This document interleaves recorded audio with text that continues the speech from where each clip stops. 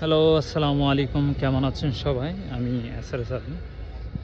এই যে আমি যেহেতু অফিসের কাজে বিভিন্ন জায়গায় ট্যুর করতে হয়, ঢাকার বাইরে যেতে হয়, তো আমি সিলেট যাচ্ছিলাম। যাওয়ার পথেই এই যে নূরে মদিনা হোটেল বিজয়নগর, এখানে হচ্ছে ট্রাক ড্রাইভাররা খেতে আসি।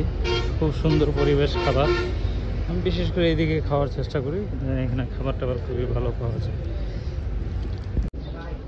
দেখতে পাচ্ছেন বোয়াল মাছ, হাঁসি, গরু, মুরগি সবই রয়েছে।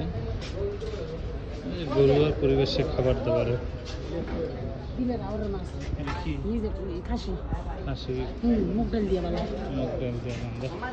এখানে পরিবেশে খাওয়ার সুন্দর।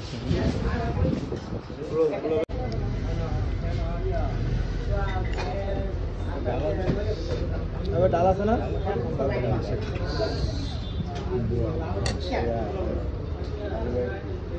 সাহস করে নিয়ে নিলাম।